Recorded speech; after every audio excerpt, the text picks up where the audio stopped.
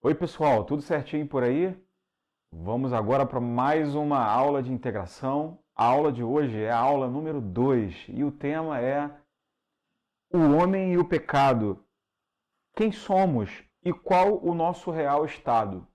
Olha, existe uma pergunta que dizem que é a pergunta que mais o ser humano faz, que é assim: quem eu sou? É quem eu sou, da onde eu vim, para onde vou, qual é o sentido da minha existência aqui nesse mundo, por que que eu estou aqui nesse mundo, né?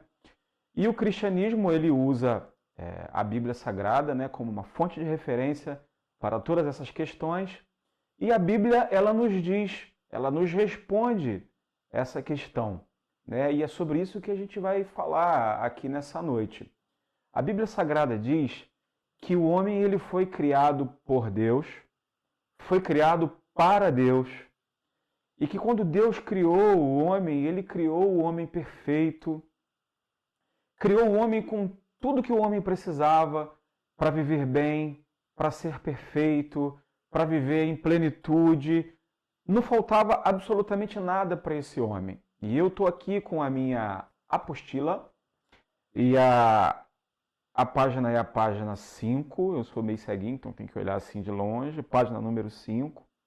E a gente começa com um texto de Gênesis, que está lá em Gênesis 1, 26, 27, que vai dizer assim: então disse Deus, façamos o homem, a nossa imagem, conforme a nossa semelhança. Assim Deus criou o homem, a sua imagem, a imagem de Deus o criou. Homem e mulher os criou.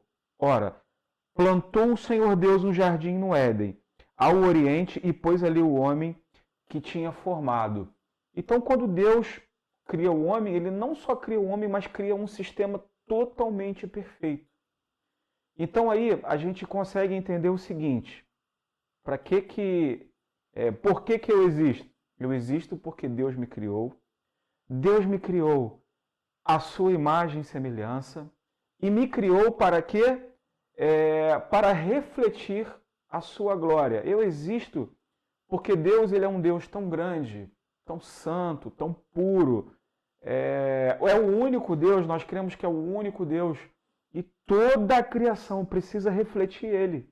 Precisa refletir essa glória maravilhosa. Precisa dar testemunho desse poder tão grande que esse Deus tem.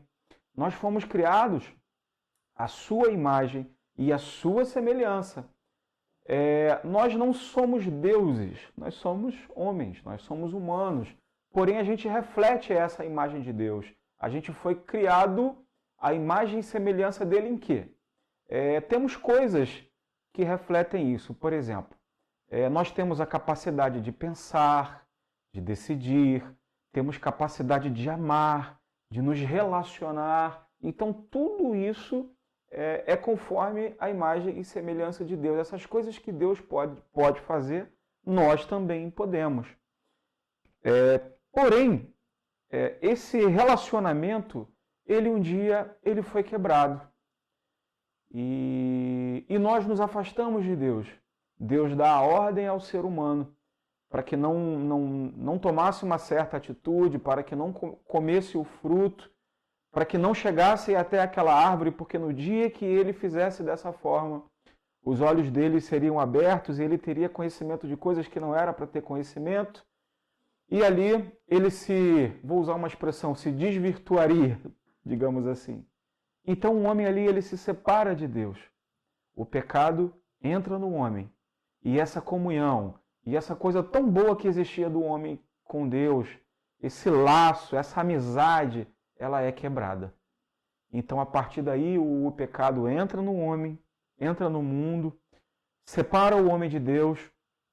E aí agora a gente começa a colher todos os frutos desse pecado. Todos os frutos ruins. Deus nos tinha dado tudo que era bom. O homem ele não precisava morrer, ele não precisava sentir dores. Na nossa revista está dizendo que Deus ele preparou sustento para a gente, como diz em Gênesis 2:9. A necessidade de ocupação, de distração, Deus tinha providenciado tudo isso. A necessidade de relacionamento, Deus tinha preparado tudo isso para o homem. Deus ele se relacionava com o homem, ele falava com o homem ali. Quando chegava um determinado momento do dia, Deus ia até o homem, conversava com ele, falava com ele. Deus dá a mulher ao homem para eles se relacionarem. Deus tinha preparado tudo. E agora, essa relação é quebrada. Então, aí nós temos a origem do pecado. O pecado entra no homem. E quando o pecado entra no homem, o homem começa a colher todos os frutos ruins desse pecado. O homem se afasta de Deus e o homem que não sentia dor começa a sentir. O homem que não morria, agora ele passa a morrer. Ele não é mais um ser eterno. Ele agora começa a sofrer na sua humanidade, na sua carne, todas essas consequências ruins do pecado. Na nossa revista, na página 6, ela vai dizer o seguinte, a definição de pecado. O pecado, portanto, é mais do que um problema moral. Ou seja, não é uma questão simplesmente de errar. Às vezes a gente pensa que pecado, eu errei isso ali, eu cometi um erro. Pecado é algo muito mais profundo do que isso. É mais do que um problema moral, é um problema relacional entre o homem e Deus. O pecado original tem como essência uma autoafirmação do homem em rebelião contra Deus, isto é, o seu total desejo de independência do seu Criador. O homem, quando ele peca, ele está dizendo, na verdade, o seguinte, eu não preciso de Deus. Eu posso ser o meu próprio Deus. Eu posso tomar minhas próprias decisões, eu posso fazer a coisa do meu jeito. Que é isso que a mulher faz quando ela está diante da serpente e ela come daquele fruto. Tanto é que a serpente diz, olha, pode comer. E quando você comer, seus olhos vão se abrir, vocês vão ser como Deus. E a mulher aceita isso, o homem também aceita isso. Então, se colocando de uma forma independente, colocando Deus de lado, nós nos tornamos independentes e nos afastamos do Criador. Por isso, o pecado é a rejeição do homem da sua posição de criatura e da sua afirmação em deixar de se conformar à lei de Deus, seja em atos, pensamentos ou palavras. Logo, pecado significa errar o alvo. Está indo numa direção totalmente diferente. Quer dizer, o homem errou o alvo quando deixou o objetivo estabelecido por Deus e decidiu viver o seu objetivo. Aquilo que ele mesmo estabeleceu para ele. Bom, o pecado tem consequências. Quando isso aconteceu, lá com Adão e Eva, isso veio passando de geração em geração e nós herdamos essa culpa. Romanos 15, 12 fala isso, né? Que nós somos considerados culpados por causa desse erro de Adão. Lá diz assim, portanto, assim como por um só homem entrou o pecado do mundo, e pelo pecado a morte, assim também a morte passou a todos os homens, porque todos pecaram. Nós herdamos também a imperfeição. A Bíblia diz o seguinte, eu nasci na iniquidade, e em pecado me concedeu a minha mãe. Salmos 51, 5. E a Bíblia também diz, entre os quais também todos nós andamos outrora segundo as inclinações da nossa carne, fazendo a vontade da carne e dos pensamentos. E éramos por natureza filhos da ira, como também os demais. Isso está em Efésios 2, 3. Então, pessoal, a gente herdou essa culpa. E a gente herdou também essas imperfeições. Esse é o estado real de toda a humanidade. Existe gente que pensa e diz o seguinte, olha, mas eu sou bom, eu sou uma pessoa legal, eu ajudo o meu próximo, eu não erro com a minha esposa, eu não erro com a minha família, sempre que eu posso eu estou ajudando alguém, eu estou tentando fazer o bem. O importante é fazer o bem. Fazendo o bem, sem olhar a quem, está tudo certo. Mas não é isso que a Bíblia diz. A Bíblia diz que não há um justo sequer. Todo mundo é mau. Todos pecaram. E destituídos foram. Nós estamos separados de Deus. Não existe nenhum homem bom. Você pode pegar a pessoa mais bacana, mais legal, mais maravilhosa do mundo, que ajuda todo mundo. Essa pessoa, ela pode fazer coisas boas, como eu posso, como você pode.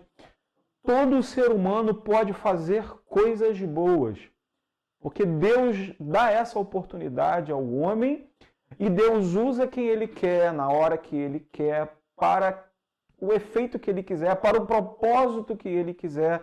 Deus pode usar um evangélico, pode usar um católico, pode usar um espírita, Ele pode usar pessoas que não têm religião, Ele pode fazer o que Ele quer, na hora que Ele quer, com quem Ele quer, mas isso não significa que nós somos bons.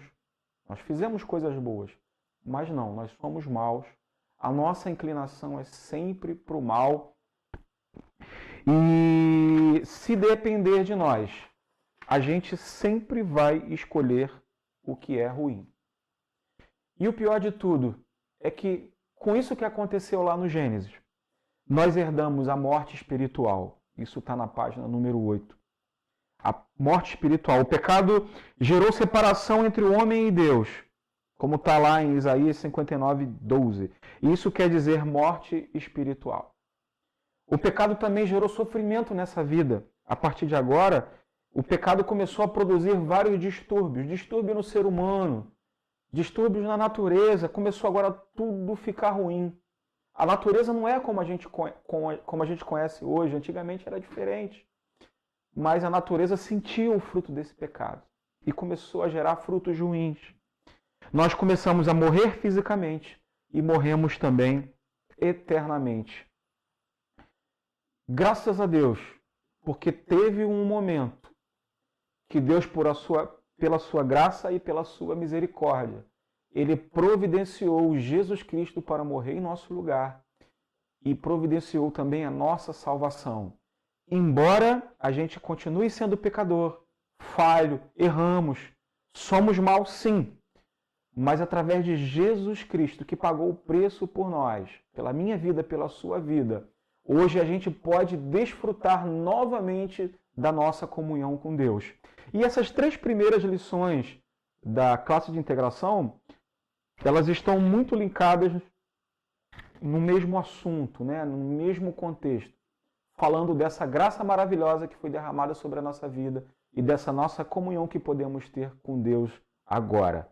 Eu posso ter comunhão com Deus, você também pode ter com Deus, embora a gente seja falho, pecador, sempre seremos. Mas agora existe algo maravilhoso que foi feito por nós. Deus entregou o seu Filho amado por nós. Amém? Então, guarda essa lição com você, dá uma lida na apostila, nessa lição número 2, e na semana que vem a gente volta aqui novamente com mais uma lição que vai ser a obra de Cristo, explicando realmente o que Cristo fez por nós. Tá bom, pessoal? Obrigado pela sua atenção. Curte aí, comenta e, se for possível, compartilha com seus amigos também. Tá bom? Dá um feedback aí se está sendo legal para vocês essas aulas. Grande abraço. Tchau, tchau.